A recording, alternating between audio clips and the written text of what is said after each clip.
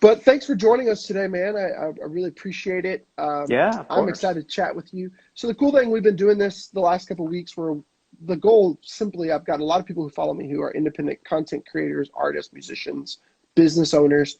And as you know, as everyone knows, it's hard to not know that this is a crazy, unparalleled time that most of us have not dealt with. And Yeah. I think, I don't know if your experience has been like this with you, but someone like yourself who's been championing kind of this message of owning your own business, owning your own fan base, owning your own platform, it seems to be now that a lot of people who weren't listening before are now coming to listen, and they want to know, Yeah. what can we do, right? And so that's kind of why I created this, and we've talked with a lot of great people. But today I'm excited to talk with you, and what's cool about this is doing this live, but then letting this live for 24 hours for Yeah. people to watch the replay. It's been cool to kind of get some of the feedback. But today I want to have you on because honestly, I don't know of anyone better from our time we've chatted who really knows their fan better than you. I think you've Hmm. done an amazing job at, you know exactly who you're talking to.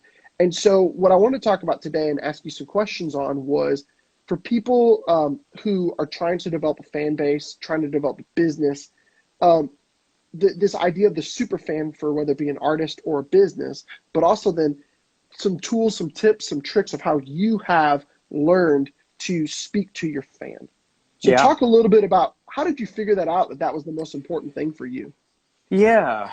Well, I think the place you have to start, whether you're a musician, artist, just general small business owner, I mean, basically, for any platform, product, small business, um, there is an audience. That's the good news. And because of the way the world works nowadays, you can find them, you can gather them, you can communicate with them.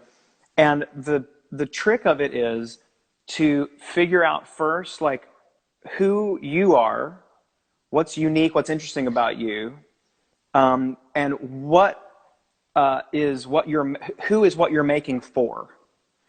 And so and then you can it starts to like every one of these questions kind of opens up another little decision tree of more new questions of saying, okay, well then, so, and you and I have talked about this a little bit. Like, so for me, well, let me back up and say, there's a real temptation, especially with musicians, to try to market yourself as broadly or to write songs or make music that's just as broadly um, relatable as possible.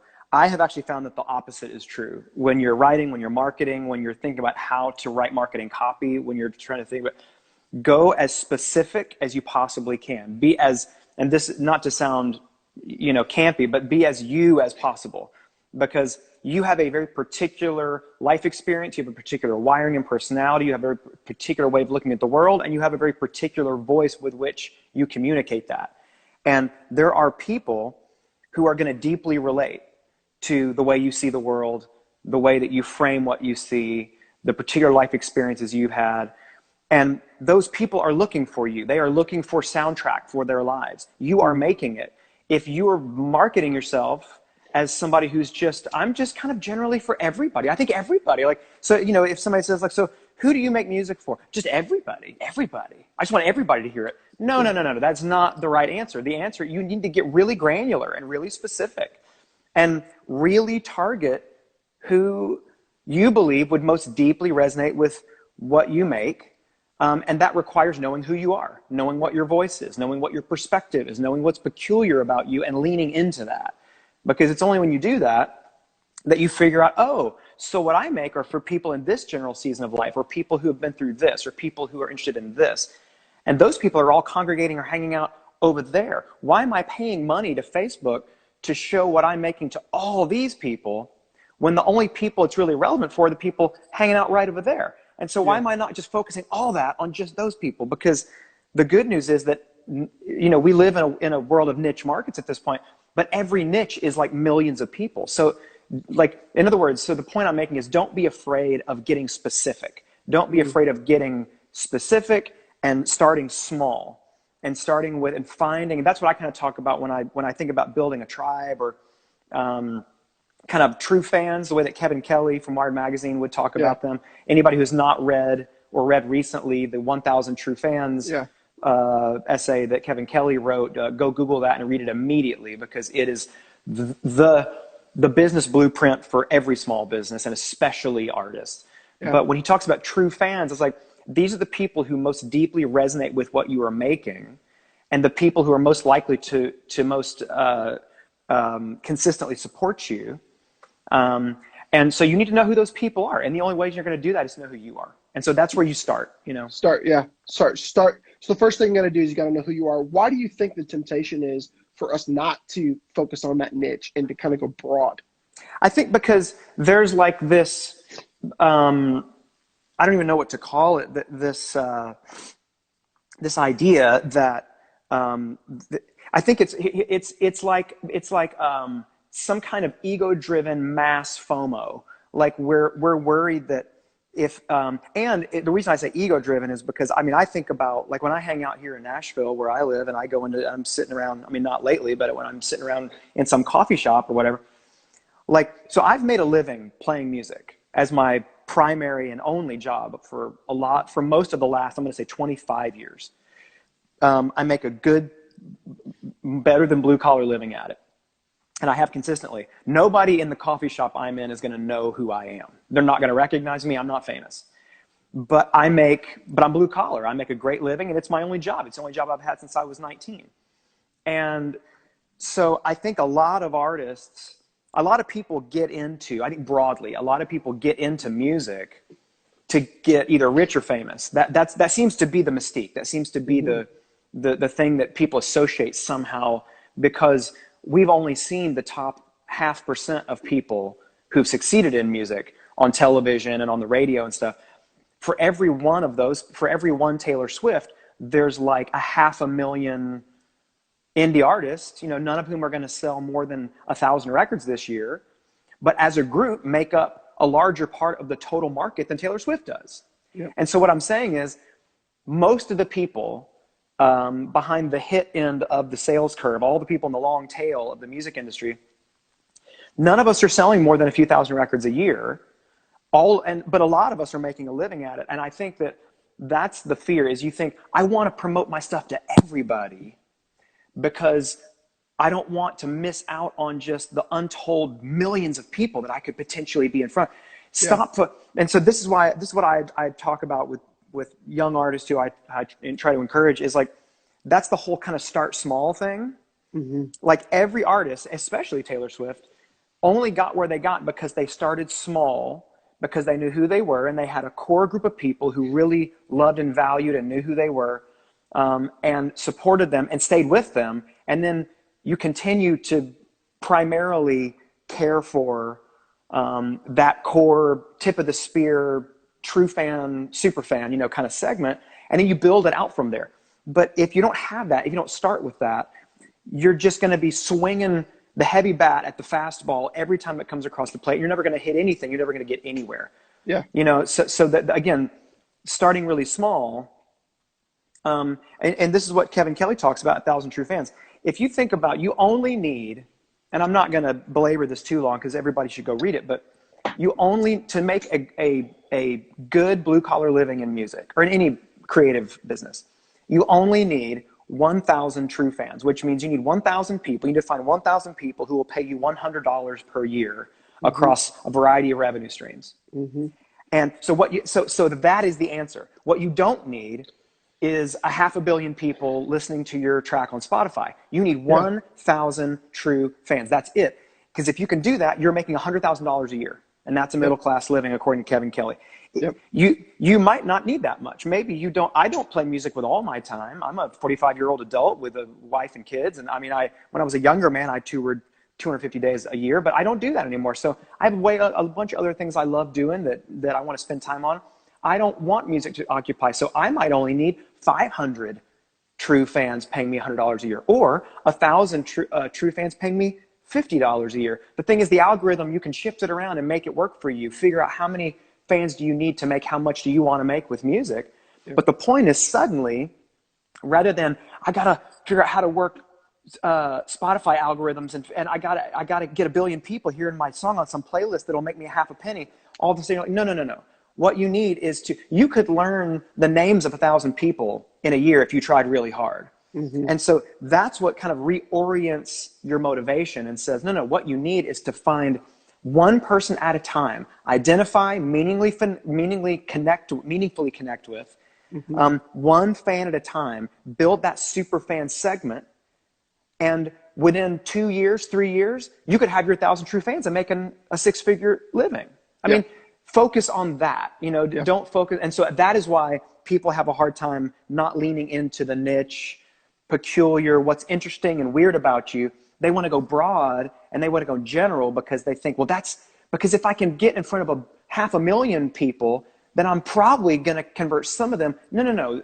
That's like a retail game. Don't do that. Specifically go for 1,000 people, 500 people, and have a job at this. If you don't want a job at this and you're in it for riches and fame, I can literally give you, there are 50 things above be a professional musician on the list of how to get rich or famous. 50 or 100 things above this. You're not going to probably get rich or famous doing this. Hardly anybody does. But you can, if you want to work, it's a real job and you can do it. That's the good news. That's great. Yeah. I think it's so interesting too that you talk about it. It's such a shifting in our head. Most of the times we sit down and we go, I want to do this. And then I want to do what other people want from me. So we look around and we go, how can I help other people? And the reality is what you're saying, what I agree with is you got to know who you are first. And then once you know who you are, then you can go to those places to where those people hang out. That's right. And then it becomes natural. Yeah. Yeah. And I think one of the things that I think you've done really a great job of that we can learn from is even in this pandemic time, you've just naturally shifted to where your audience already is. You are already doing house shows. You are already doing virtual house shows. Yeah. And so I think, and one thing I want you to talk a little bit more about to people is building up those true fans. And then how have you, over your career from Noise Trade, from before that, from after that, you just shifted, you just keep navigating that. How have you done that for so long? I mean, a lot of failure, I think is probably, which is to say you just have to try stuff. You have to just try it, and you have to be generous with what you know and talk to other people. I mean, you and I have spent time talking about stuff. Like, you have to find people who can help you process and who you get good spark with, and then stumble into great ideas and then try them. I think a lot of artist friends of mine don't realize the value of the ideas in their own heads, because they're just not wired to do that. And I think it's kind of that old saying about how artists just can't, they're not business minded and they can't figure. I don't think that's true. I think I'm kind of a weird wiring because I have the minimum viable talent creatively to make a living as a musician, but I'm a really good creative problem solver. I'm more wired to be an artist manager than an artist, really. And but I'm right on that midway. So I'm just talented enough to kind of barely make it as a musician, but I'm also just talented enough to know how to make a lot out of a little. I run a lemonade stand. That's how my career works. But I think that what it takes is artists, and it's a muscle that you work on, for artists to learn how to apply the same creativity with which they write and record music, to apply that same creativity to the promoting and distributing of music. And sometimes for a lot of artists, man, it's just a matter of concepts or language. To say, don't think about it like marketing. If that's for some artists, I don't know anything about marketing. Marketing is just storytelling. That's all that it is. And great marketing is indistinguishable from good storytelling. And so all you have to do is figure out, okay, here's this new thing I made. I need to figure out how to market it. Well, what's the story? What is the story? Tell me the story of this record. Why did you make it? Who are you? Why did you make it? Why does it matter? And who are you telling the story to? Okay, well, there's your audience. So we can kind of start to apply some business terms, to these things if it's helpful. But for artists, you don't have to think about it like that. Just think about, what story am I telling? And if it's not a good story, maybe maybe you haven't made the right record. Yeah. Maybe you made a record you just thought was what people wanted, and your story is, here's a record I thought you wanted, please buy it. That's not a good story. Yeah. So work harder, because if somebody tells me a great story about this record, who they are, why it exists, how they made it, if that's a great story, that's all the marketing you need. Once I hear that story, I'm like, well, my God, I can't wait to hear that. That sounds amazing. I'm going to go immediately go check it out. So for me, though, it's just a matter of, again, just being in practice with trying to apply my creativity to the business problem solving and say, okay, like for instance, right now, you know, people are secluded in their houses and they're kind of captive. How can we take something to them of value that can help us make a living as artists? And I've seen a lot of my artist friends, you know, doing little things like this, doing quick live Instagram, Facebook, and that's cool. I mean, that's not a business model, but that's cool. I think that's more the approach of this is all going to be over in a minute, so let's do a quick fun thing. And because at the end of the day, so you do a big Instagram live concert, and then what are you going to do in April?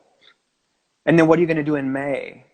And I kind of, and my gut, and here's the thing, there's no right or wrong way to do this. What did I say? Just experiment, try stuff, just do it, fail as much as you can, because you only learn when you're failing. So fail, figure out why it failed, iterate, change, try it again. That's how I've come up with everything. But for me, just because I think it's probably worth taking a second to talk about online shows, you know, there's a few different ways to do it. I've seen a lot of artists, just like there's more than one way to sell a newspaper. You can either charge for the newspaper, have fewer people buy it, but subsidize the cost all on that group of paying customers, or you can give the newspaper away for free and try to monetize the audience that shows up, because it'll be more people take a free newspaper. So I think, you know, I've seen some people doing, you know, live social media live performances and then put up their Vimeo and their PayPal and kind of ask for. And I think you can do that. I don't think that's a long-term strategy. Me personally, that's not a business model, in my opinion. I think you're going to see diminishing returns over time with that. But if that's a quick fix for you, I think you could try that. I don't love the idea, as a professional musician of 25 years, I don't love the idea of showing up to work, doing my job that I do believe has value and is worth getting paid for. It's what I do. It's my job. And then kind of begging people to give me money for it.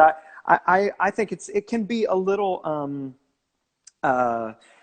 you know, it's not dignifying necessarily to kind of sit there and have to kind of ask between every single song, will you please give me money? I mean, I haven't been in this job for 25 years to kind of go busking on the downtown on Broadway. Like I play concerts, and even if I play concerts for few people, those few people value what I do. They appreciate my songs. I'm writing the soundtrack for their lives. It's not a lot of people, but it's in my true fans. I would rather do something of high quality, something of high intention, and say, I think it's worth money, and I'm going to reasonably price it because I know. And so what I've been doing is and something sustainable, something that's a business model. So what I'm doing, and what my wife's band is doing, and I'm helping them produce, is an online tour. And you think, well, how do you do that? Because it's digital. Like, but you limit the shows, you limit the tickets. So and to keep the intimacy high, to scale the intimacy well, I'm limiting every show to 20 tickets. It's a $10 ticket, 20 tickets. I'll make $200 every time I do one. I'm doing 5 of them this month. A few are already sold out. I'll add some more. And that way, every request, every question gets answered, gets played. My wife's band is doing 100 tickets per show, but they're also doing VIP tickets that are twice as much. Those are selling out first with an additional Q&A and extra songs.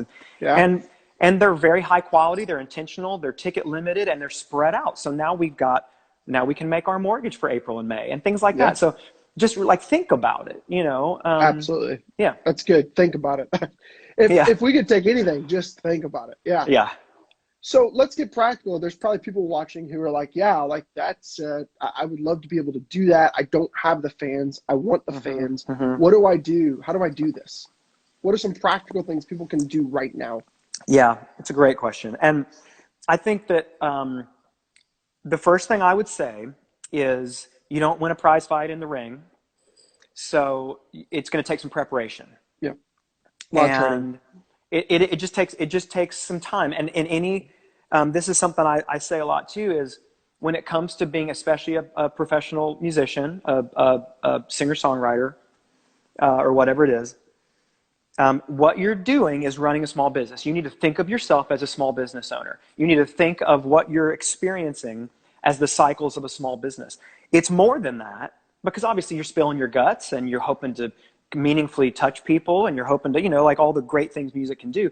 at the end of the day, it's always more than a small business, but it's never not that. So you always want to think about what you're doing. And there are natural cycles. And in any small business, the initial set part of it is the investment season, where you don't see a lot of returns for a minute, unfortunately. Yeah. And there is no way to build it smart and not build it this way. You can't put the revenue burden on your small business right away. You have to invest. And that's why I often, coach my artist friends by telling them, like, you're going to need to have something else you're doing while you're in the investment season. You need to subsidize your ability to not have to make money at this for 18 months while you're getting it built up, because there are things you're going to need to do that are going to be really valuable connections, and you're going to need to you can't make your first transaction with a new fan be a cash transaction. It needs to be a data transaction, or it needs to be an emotional transaction. That's good. Which I would say first. That's so you really want to good. do a lot of relational or emotional transactions first, which is to say, start by knowing who you are, make stuff that's really shows who you are, so people can find you and identify you as the person who is writing their soundtrack. So those super fans can find you by hearing your stuff. And then you're going to do a lot of giving stuff away for free and letting them hear it, Spotify, everywhere. Putting it where they live so that they naturally find it. And I've got a quick anecdote I'll tell you about a story about a friend of mine who did that really well. And then over time, maybe your second or third ask is going to be for their data. Yeah. Get emails, get zip codes. Those are the two most valuable things you can get as a touring musician. And then 12 months in, 18 months in, you're going to be ready to start asking for money, and they're going to be ready to give it to you. Yep. It's just like you can't, a tomato doesn't pop out of the ground. It's like you're building something, you're growing something. And so so you need to not be discouraged if it takes time, because all good things do, and especially building a relationship with an audience and getting them to the point where they're ready to pay you, it just takes time. And eventually you'll get out of that side hustle, and music can be your main job. You'll get there. But unfortunately, as far as money goes, you're not going to just turn that on today and start making money tomorrow. Well, and you said something earlier that I thought was really interesting and great, was that the reality is that the way you market is you tell a story. And so if the story that you're trying to tell today is, hey, give me money because I need it, or transact with me now, people can see that story right away. That's not a great story. It's not a great story. A story develops over time, and there's a lot of nurturing and a lot of time. And so right now, this could be the introduction to your story. And the introduction is that you've got to give, and you've got to give, and you've got to give some more. I think it's a great reminder for all of us, including myself. It's so easy to go in and look around and be discouraged and go, man, I just want that closed. Like, let's close right now. It doesn't work that way. Right. So here's a question from Drake. Drake asked, you can't fabricate intimacy. So how do you scale it without compromising realness? Yeah, scaling intimacy is tricky. And that is why I talk a lot about, like, super serving true fans, like really build into. And so what you do is you prepare. That's how you do it. You prepare, and you put systems in place that make sure that super fans don't get left behind. And you intentionally. And so I have, in the way I've kind of structured my business or whatever, my music career, like, I think of the whole thing as a funnel. And at the top of the funnel is everything that anybody can go find for free wherever, Spotify, and just wherever the music is, and but whatever's up on my website, just anything anybody can go Google search and find, and you can just YouTube and all that stuff that's hard to monetize. Things that are hard to monetize or have very slim monetization go at the top of the funnel. So all that free stuff's way up here.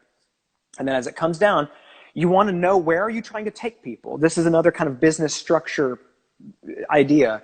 Is so at the top of the funnel, and at the very bottom of my funnel is my Patreon, which is something that remarkably I didn't get into until late last year or this year. And it's perfect for musicians, and especially musicians who are really doing something peculiar, or who are niche artists. And I am a niche in a niche artist. I make music for hardly anybody. But the few people the few people it's really for. I mean, it's like there's nothing else for them in that moment. That in my mind is always where I'm trying to get people. So that's the funnel. And so you come in at the top where all the free stuff is, and then you work your way down, and there's higher points of engagement that require a little more as you go. And at the very bottom is Patreon. But what it does is it allows me, it makes it clear to me, who do I need to be prioritizing and thinking about? And I wake up every day thinking about my patrons, because that is such, I depend on that. I depend on their support, and I want to make sure that I'm pouring my first fruits into my relationship with those super fans, those few hundred people who pay my mortgage every month. I want to pour everything into those people first, and then think after that about that next segment of people all the way up to the top of the funnel. And the last people I think about are the people who are searching for my crap on Spotify. Most artists get up every day trying to figure out how to get more Spotify listens. You are focused on the wrong end of the funnel, friends. That's what it is. And so that's, to answer that question, is good. As you go, the way I have focused on my super fans and tried to scale the intimacy is with something like Patreon. But even if it's just like, pay attention. This is work. Pay attention to the people who you see pop up in your Shopify notifications most often buying stuff from you. Pay attention to people who like and comment on your stuff on social media. Even keep a Google spreadsheet with their names and their handles, and occasionally reach out to them. I mean, if you're a bigger artist, I mean, I've worked with a few bigger artists on strategy stuff, and we realized, analyzing all their data from all their different sources, that there were like, of 500,000 people who were buying stuff from them in a course of a year, there were like maybe 8 people who were giving them 5 figures a year across a bunch of different streams. I was like, okay, literally, if you're getting 5 figures a year from 8 people, you should be calling them on the phone randomly at least once a year. Literally, their phone rings and it's you.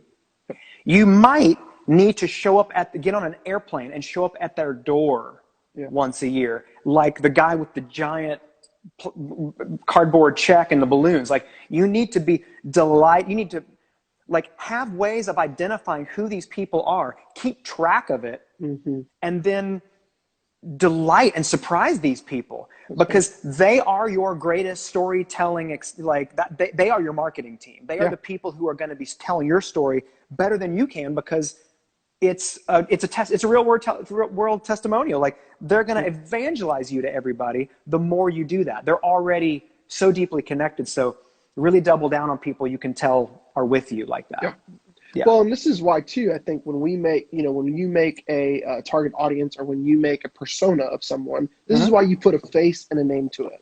And so what a gift to be able to actually take a real person and then eventually you put a real name and a real face to it. Exactly. Right. And that helps so much. And I think, again, it goes back to what you said earlier. Stop and think, and be intentional, and be a human, right? Be a human. So here's a quick question for you from Sarah. She wants to know, why did you switch from Bandzoogle to Squarespace? Wow, what a great specific question. Someone who's really paying attention over there. Someone's Sarah. watching. I really appreciate that. Okay, so first of all, I will just absolutely gush about Bandzoogle for a second, because Bandzoogle, for people who don't know, is basically they're a Squarespace competitor, but they're just a website building platform. But they are a website building platform specifically designed for musicians, and therefore every tool in there that you can use, every little feature, every little add-on that you can use, are all built and tailored to benefit musicians and to meet the needs of musicians. And so it's basically, if Squarespace was only designed to be used by musicians, that's Bandzoogle. And they have a 0 commission merch store. You can sell tickets on the site for 0 commission. They don't charge anything for any of that stuff. Cool. All the integrations are amazing. Every one of their templates is made for music, musicians, music players, music, everything. I mean, like, they're and I know the people personally who run it. And they're tremendous people, and I just love it. And I use them and evangelize them for a super long time. The only reason I switched from Bandzoogle was because when I got new management last year, they use Squarespace for all their artists. And it was just an efficiency issue because I wasn't going to be running that anymore. They were. Yeah, makes sense. And we just realized it was going to be so much easier for them. I didn't want to cost them time to do everything one way. And then all of a sudden, here's me, and they got to go to this whole other thing, and a whole other learning curve. So we switched just for the sake of efficiency. But till my dying breath, I will evangelize Bandzoogle. I just think they're a tremendous platform, tremendous company. And everybody should check them out. And there's another company who knows who they are and who they serve and how they can serve them. And so they make decisions based off. They're specific. That's exactly right. They know who they are, who their audience is, and they super serve that particular niche. And that's what Bandzoogle does, and that's why they're rad. Yeah. Yeah. So, as someone as yourself who really pays attention to good marketing, people who are serving their super fans, can you think of some examples of companies who have done this well that you've noticed and seen and have been really impressed with? There are some. I mean, do you mean probably primarily in the music space? Well, whoever. No, it doesn't have to be music. I mean, there are. I mean, I always love. I mean, I guess I always compare everybody to although it's not my favorite fast food burger, I compare everybody to In-N-Out Burger because they do one thing really well. Yeah. You can't get the chicken nuggets there. You can't get the what the hell else ever. You only get cheeseburgers and fries there, and they're amazing. I mean, they do one thing and they nail it. Yeah.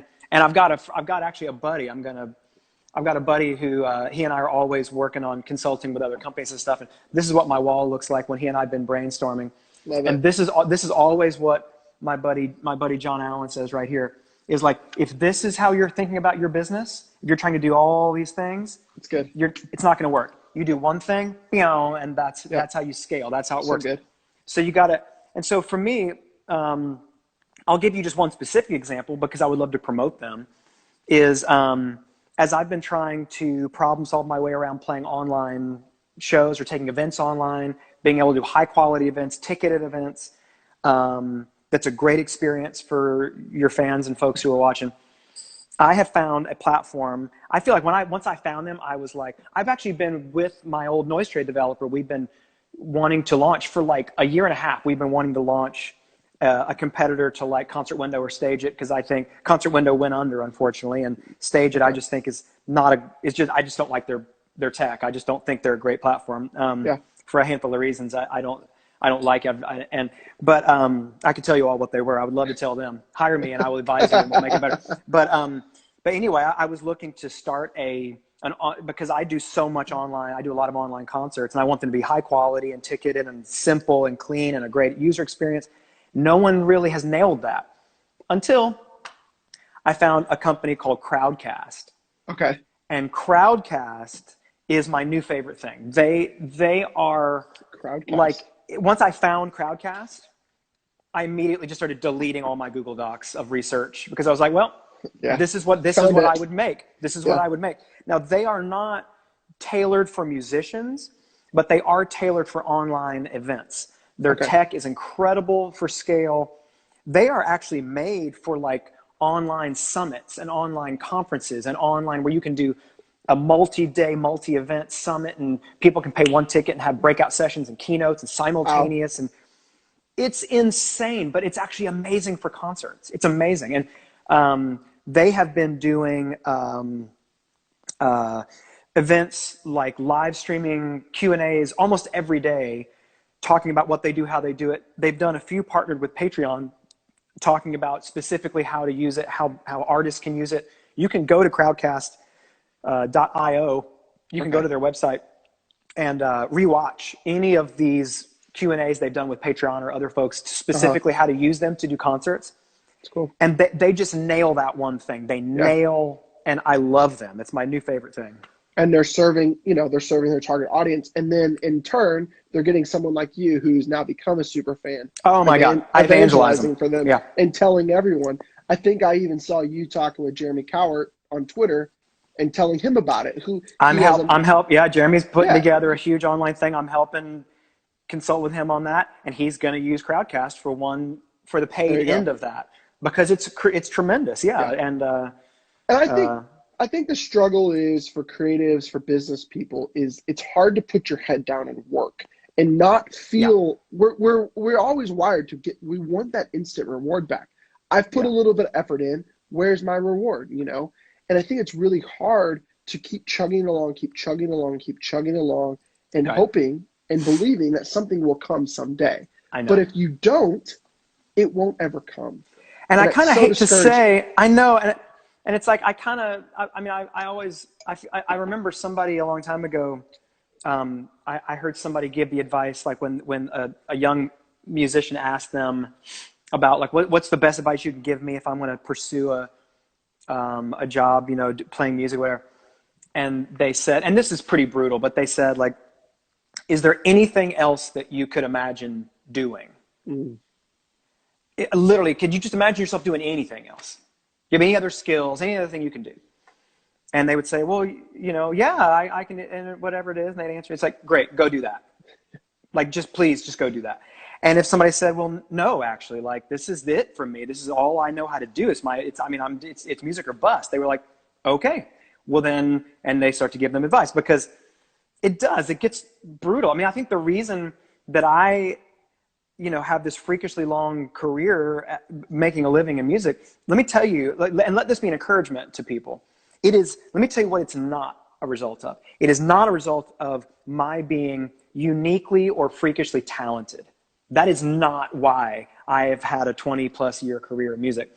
It's because I'm tenacious and I'm adaptable, and I just work hard at it. I mean, it's like, and that's the good news. It's like, you don't have to be Jeff Buckley. You don't have to be some once in a generation talent.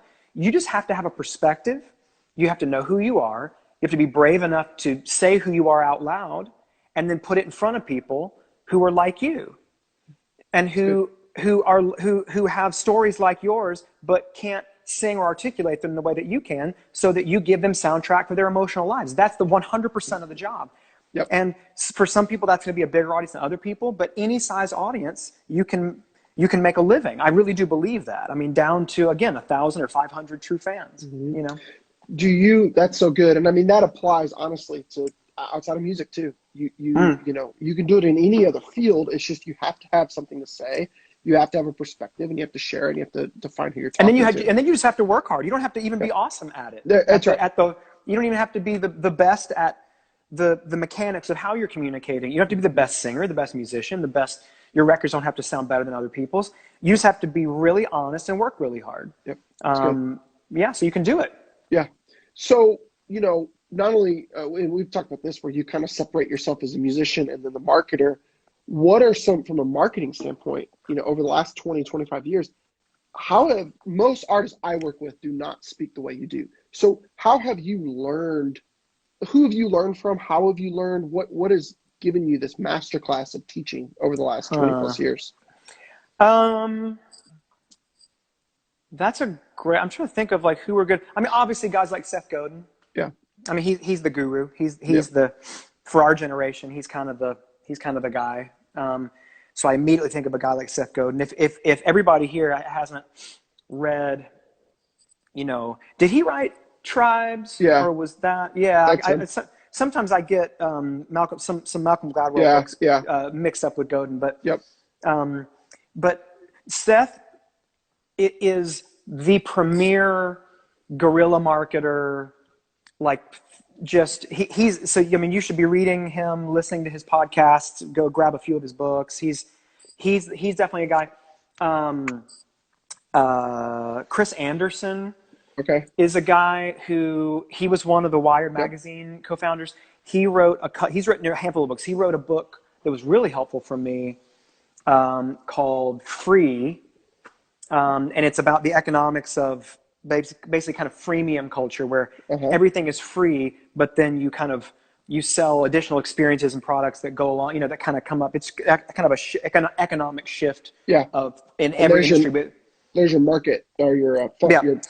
Yep. That's right. And then Chris Anderson also wrote a book called The Long Tail, which was about that whole economic shift from the hit-driven market to the niche-driven market, which is really helpful for me. Yep. But other than guys like that, it's like looking at other musicians that seem to really know who they are and seem to be good at communicating specifically who they are. And then I watch them specifically attract people who, and the engagement just seems through the roof because they're doing such a good job of communicating who they are and knowing what their fans value about them and speaking it so clearly that it's so clear that people hear them and they're like, oh my gosh, that's for me. Yeah. Like, that guy's making my music. I need to go and, support that and do that.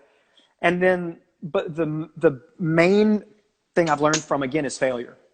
Yeah. Just trying it, Yep. failing at it, trial and error, and iterate, try again. That's where I've learned most everything. Yeah. Well, I think too, looking at someone like yourself, it's easy to forget. As I've watched you over the last couple of weeks, you've just shifted, right? You just naturally pivoted to, oh, okay, well, I can't go do house shows now. I'll just do them in the living room. Oh, stop. Okay, try this. Yeah. Oh, okay. Yeah. But I think that the temptation is to look at you and go, oh man, like he's able to adapt so easily. But it's so easy to forget that you've been doing this for a long time, and you've tried so many things, and it's so easy to compare where you're at today to my beginning or my start. And it's so easy to get caught up in that. And I think trial and error is so important because it prepares you for this. So here's a question. I've got it up here. It says, how do you get your music in front of new fans? Yeah. Well, so what's interesting is that's a good question. But one of the things I love about Bob Dylan, and there are so many things, is there's this D.A. Pennebaker documentary from 1965 called Don't Look Back. And there's this classic scene of this Time Magazine reporter, asking Dylan this question. And Dylan was seen as just a classic asshole back then, but he wasn't really. He basically refused to answer the guy's question until he defined every word in the question. Because there's no way to answer a question like it was asked, because if we have different definitions for all those words, how do even what I'm saying, you're not going to get through to you. And my instinct here is to say, here's important words in this question. Your music in front of new and fans, it's too broad to answer specifically. To really give a helpful answer, it's too broad. Sure. So I would say what I would have to do, which is what any good communicator would do in a situation like this, is ask like 10 follow-up questions before I even begin to answer that question. But they would be things like, well, tell me about yourself. Tell me about what kind of music you make. Who's it for? In other words, I would ask 10 questions, and the answer to his question or their question would be in their answers to my 10 questions. Yeah, makes sense. And I actually have one, if I might. I think this is really briefly. I don't want to take all day here, but I mentioned before a quick anecdote. Yeah. A quick story that I think would answer this question. So I had just as an example, just as a little inspiration. So I had a buddy who was a singer-songwriter. He was good. It was decent quality stuff. He was good singer, decent sounding recordings. He'd been working at it, and he just couldn't find any traction. He couldn't really land it anywhere. He wasn't getting anywhere after a couple of years. It just wasn't really working. And I listened to his stuff, and I was like, it's good. I don't really know who it's for. I mean, it's kind of for everybody, which just kind of means it's kind of really not really for anybody specifically. So that's that's a challenge. And but I was like, it's good though. I don't really see a reason why people wouldn't like it, but other than just not knowing who it's for. But I didn't really get a sense of who he was though, listening to it, other than these are really sweet songs, and I could imagine these in some TV show, but they're not really specifically interesting for any reason. And so what I asked him was, tell me, don't even think about music. Don't think about music or songs or songwriting. Just what are a couple of things that really inspire you, specifically, personally, or really anger you, or really turn you on, or really get you going, or things that you love or are excited about in your just normal life? Just tell me just a few off the top of your head. And he said, well, my wife and I are like super crazy into adoption stuff. We've adopted one child from overseas, and we actually are part of a couple of big, huge Facebook groups where we all kind of counsel each other who are going through this really arduous, really emotionally difficult adoption process. And it's really a pretty big part of my life and this adoption stuff. And it's a thing we talk about in groups a lot and thing our church talks about. I was like, okay. And he talked to me and he just lit up. Yeah. And I got a sense of who he was from this way more than all these songs I heard that were sweet and recorded well. And I said, have you ever written about that? And he said, no, that's like some stuff in my personal life. That's not like, nobody writes songs about stuff like that. I was like, okay, so I said, so I already kind of knew what was going to happen, but I was like, okay, here's what I need you to do. You've already said what you're doing, you're trying it, it's not really working. There's no risk in you disrupting and trying something different just for a minute. So here's what I want you to do. Go and write a song about this. Put some emotional soundtrack or words to what you just told me about that whole process and how hard, but how rewarding it is and whatever. Just only you could write it. That's what's great about it. Go and see what happens. He did. And he came back and he'd written a song and he's like, actually, I'm really proud of it. I think it's really good. And I was like, okay, now go and give that song, put that up on that Facebook group to all those people who are, like you said, that you're talking to. So he goes and he says, hey, everybody, like some of you guys don't even know that I play music, but it's kind of what I do, for part of my work. And I was thinking about you guys and I wrote, and us and our story. And I wrote this song about it and I hope you guys enjoy it. And he put it up. It was like an iPhone recording. It lit up like brush fire across all of these adoption Facebook groups, hundreds of thousands of people in every group. All of a sudden, next thing I knew, he was making a whole EP of songs about adoption, a whole themed concept album about the emotional narrative of going through this process, and him and his wife, and songs, all different songs about different aspects of it.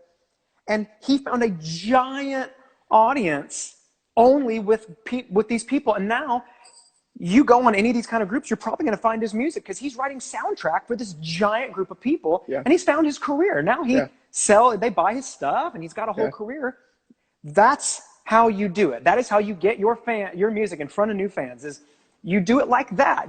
For him, it was figuring out what's unique about me and who are people like me? How can I make things for them and then go put it where they are? That's the anecdote. That's how you do it. Some version of that story. Yeah. That's great. And I think it's good what you said there too. Keep asking that question, right? It's just, you ask that question, well, what do I mean by my music? Well, what do I mean by new fans? Well, what would that be? And you just keep going down the way. Yeah, because anybody who claims to have an answer for how to get music in front of new fans, if they're claiming to have a great answer in a book you can buy or a course you can take to answer that question generally, they don't have an answer that's going to help. So just trust me. Yeah, that's good. So we got a couple more minutes here. I got a couple more questions coming in. You got a couple more minutes to hang and answer these questions? Cool. Okay, so put one up here. Should be coming in. There we go. So quality and quantity as one is building up fan base. Which one should one focus on? 50-50? Quality and quantity, I guess. I wonder if that means like the quality or quantity of content. Probably like, do I make a lot of stuff or do I make a little bit of stuff but really good? That's the way I take the question too. Yeah. Okay. So my gut on that is quality all day and all night, because again, in other words, find a way to scale quality. And some people, not me, but some people can produce and release 5 songs a month and they're all great. I cannot do that. I am not prolific by any stretch. Like, it takes me 18 months to put together, or 2 years to put together a new record and feel really good about it. 10, 12 really good songs that I think are worth releasing. And that's not how everybody does it. Not everybody puts records out. And I know that I'm going to sound like an old dinosaur now because I'm talking about albums, and that format, is that's still the way I do it. But here's the thing. That's what my people also love, and that's what they want. They like long musical statements, hour-long statement. My people aren't interested in hearing only 3 minutes of my perspective any more than I'm interested in giving it. Other artists, that's going to be exactly what their fans want.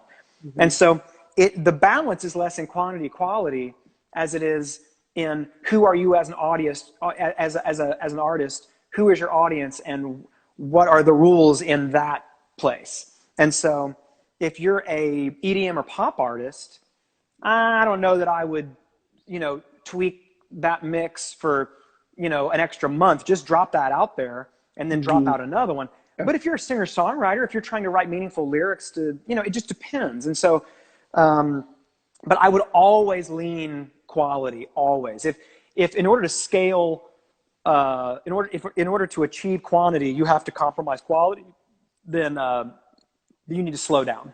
Yeah. And again, it just keeps coming back to what you've been saying this entire time, is that you got to know who you're talking to. You got to know your audience. Yeah. Know your audience. So for one person, the answer might be different than for another person if the answers are good.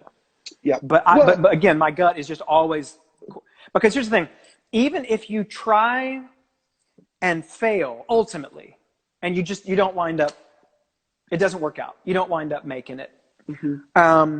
Wouldn't you feel better about leaving a legacy behind you of great work? Like, fail doing your best. Yeah. As opposed to failing, making compromises and doing what you thought everybody wanted. And then you kind of feel like crap because you didn't really do what you uniquely wanted to do. You made what you thought everybody wanted from you, and then it still failed. That's like insult to injury. Yeah. If you might fail anyway, fail doing the best thing you can do that's unique only to you. Like, in other words, like, fail on quality, like leave that legacy behind you where when people go back and look at what you did, they're like, man, once people ever do discover it, even if it's way long after, they just are mind blown at what great work you were doing and scratching their head at why they didn't find you sooner, as opposed to like, oh, I see, like, this stuff's not all that great. That's not what you want behind you. The internet lasts forever. Don't do it. That's right. Well, and I think especially for artists, there's a lot of discovery that happens for artists, and a lot of people will go back and look at their back catalog and want to and dive in even deeper. And I think it's a testament to what you've done, because your original first couple albums still hold up today versus when they were released. And so again, it's the quality over quantity. Yeah. So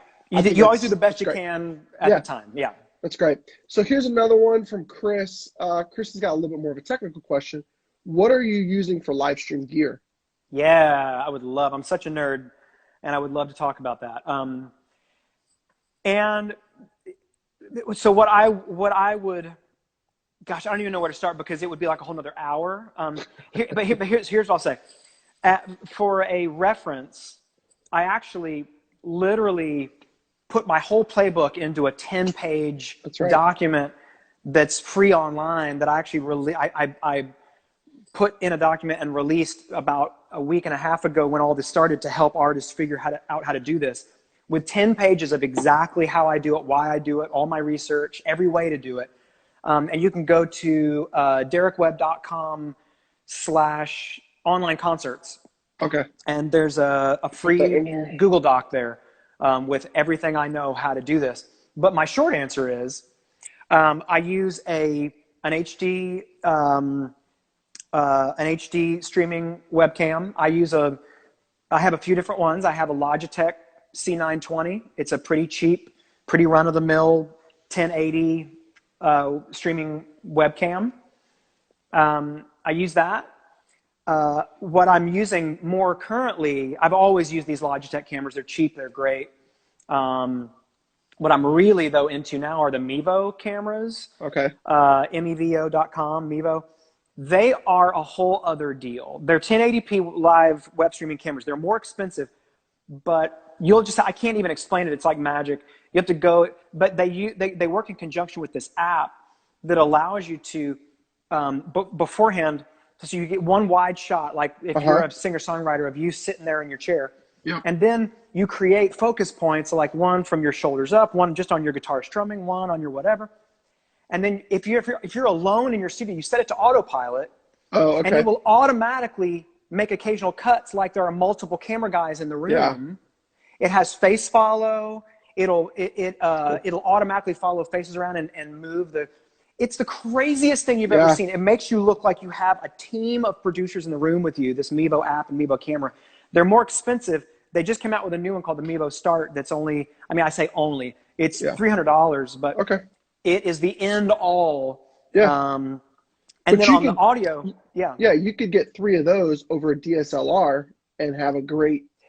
Yep. And here's the thing: if you have a DSLR, depending on how old it is, if it has an HDMI out, you can get what's called a capture card. There's Elgato makes a thing called the Cam Link. There's a handful of different ones you can find that comes HDMI out of your camera to USB, and then you can use those as very high def web live streaming cameras. That's a great option too. On the audio side, I use a UA Apollo.